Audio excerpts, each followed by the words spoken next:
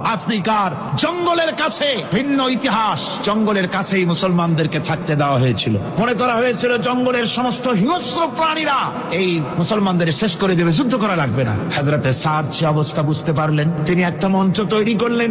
সেই মঞ্চের উপরে দাঁড়ায় জঙ্গলের প্রাণীদের দিকে লক্ষ্য করে তিনি নোটিশ জারি করে দিলেন, বললেন, ইয়া আইয়াতুহাল হাশারাতু ওয়াস-সিবাউ নাহনু আসহাবু রাসূলুল্লাহ সাল্লাল্লাহু আলাইহি ওয়াসাল্লাম। হে জঙ্গলের হিংস্র প্রাণীরা, আমরা আল্লাহ রাসূলের সাহাবী, ফাইন্না নাজিলুনা ফামান ওয়াজাদনা বাদাহু কাতালনাহু।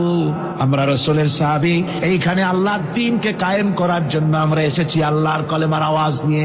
আমরা এখানে রাত কাটাবো। সুতরাং এই জঙ্গলের ভিতরে হিংস্র প্রাণী যত আছো সব আমাদের এই জায়গা ছেড়ে অন্যত্র চলে যাও। আফ্রিকার জঙ্গলি মানুষেরা চিন্তা করলো, মানুষের কথা কি জঙ্গলি প্রাণীতে শোনে নাকি, পাগলে কয় কি? তারা তাকায় তাকায় দেখলো হযরতে সাদের এই ঘোষণার পরে বাঘের কাতারে বাঘ, সিংহের কাতারে সিংহ, সাপের কাতারে সাপ, যার যার ডিম আর বাচ্চাগুলি মুখে কামড়ায়া সাহাবীদের এলাকা ছেড়ে দিয়ে তারা অন্যত্র চলে গেল।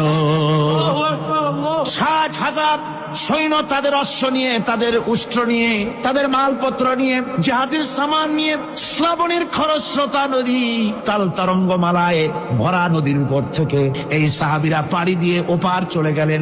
ওপার যাওয়ার পরে হযরতে সাদ বলছেন, তোমাদের কেউ কি হারায় গেছে নাকি?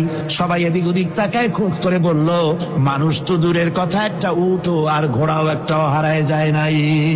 একজন বলল, আমার একটা পেয়ালা, যে পেয়ালা আমি পানি পান করতাম, সেই পেয়ালাটা তুফানে ছিটকে কোথায় চলে গেছে, ওইটা হারায় গেছে। হযরতে সাদ বলেন, মুজাহিদের কোন জিনিস ধরিয়া নিতে পারে না, অবশ্যই তা ফেরত আসবে।